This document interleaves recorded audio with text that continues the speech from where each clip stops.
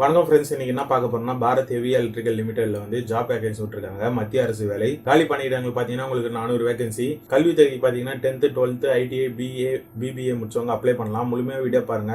கறந்து கொண்டு video skip பண்ணாதீங்க. நான் புதுசா டெலிகிராம் குரூப் ஒன்று ஆரம்பிச்சிருக்கேன். அதுக்குண்டான லிங்க் கீழே இருக்க டிஸ்கிரிப்ஷன் பேஜ்ல இருக்கு, அதில் ஜாயின் பண்ணிங்க. அதே மாதிரி ஃபியூச்சர்ல 2 சேனல் ஸ்டார்ட் பண்ணலாம்னு இருக்கேன். அதுக்குண்டான லிங்க் கீழே இருக்க டிஸ்கிரிப்ஷன் பேஜ்ல இருக்கு, அதையும் சப்ஸ்கிரைப் பண்ணி வச்சுங்க. வாங்க வீடியோக்குள்ள போலாம். நம்ம முன்ன சொன்ன மாதிரியே பாரத் மின் நிறுவனம், அதாவது பாரத் ஹெவி எலக்ட்ரிக்கல் லிமிடெட்ல வந்து ஜாப் வேகன்சி போட்டிருக்காங்க.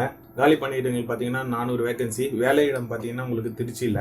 அதே மாதிரி என்னென்ன போஸ்ட்டுக்கு போட்டிருக்காங்க பார்ப்போம். நேம் ஆஃப் த போஸ்ட், கல்வி தகுதிகள் பார்ப்போம். ஃபிட்டருக்கு வந்து 12 மந்த் போட்டிருக்காங்க. அதே மாதிரி சேலரி பேக்கேஜ் வந்து பாத்தீங்கன்னா உங்களுக்கு 11,129 ரூபா போட்டிருக்காங்க பர் மந்த்.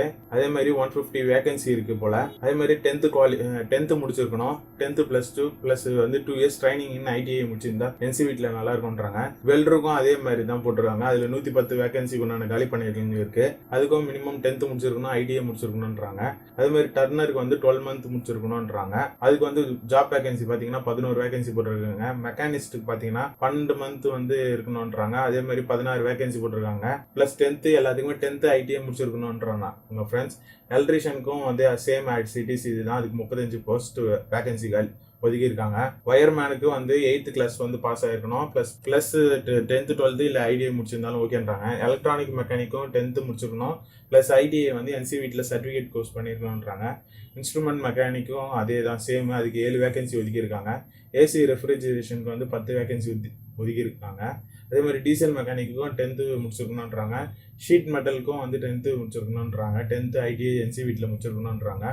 ப்ரோக்ராம் சிஸ்டம் அட்மினிஸ்ட்ரேட்டருக்கு பார்த்தீங்கன்னா உங்களுக்கு அதுக்கும் 10th NCVTல முடிச்சிருக்கணும்ன்றாங்க. அதே மாதிரி உங்களுக்கு கார்பெண்டர், பிளம்பர், MLT பேத்தியாலஜிக்கெல்லாம் பார்த்தீங்கன்னா இது மட்டும், அதாவது கார்பெண்டர் பிளம்பருக்கு மட்டும் 10th பிளஸ் ITI NCVTல முடிச்சிருக்கணும்ன்றாங்க. MLT பேத்தியாலஜி வந்து 2 வேகன்சி இருக்காங்க. 12th முடிச்சு எஜுகேஷன் வந்து பிசிக்ஸ், கெமிஸ்ட்ரி, பயாலஜில வந்து கொஞ்சம் எக்ஸ்பீரியன்ஸா இருக்கிற மாதிரி கேட்கறாங்க. அதே மாதிரி அசிஸ்டன்ட் ஹியூமன் ரிசோர்ஸ்ல பார்த்தீங்கன்னா உங்களுக்கு 5 வேகன்சி.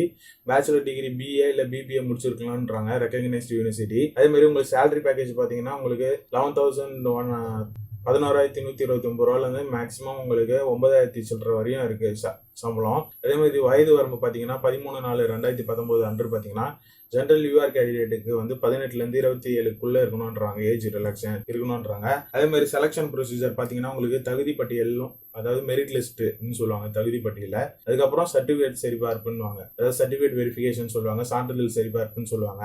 இதை அப்ளை பண்றதுக்கு அஃபிஷியல் இது பாத்தீங்கன்னா இது ஒரு அப்ரெண்டிஸ்ஷிப் போஸ்டான வேலை தான் இது. இதோட அஃபிஷியல் வெப்சைட் பாத்தீங்கன்னா www.beltry.co.in வெப்சைட்ல போயிட்டு நீங்க லாகின் பண்ணி ரிஜிஸ்டர் பண்ண வேண்டியதா இருக்கும்.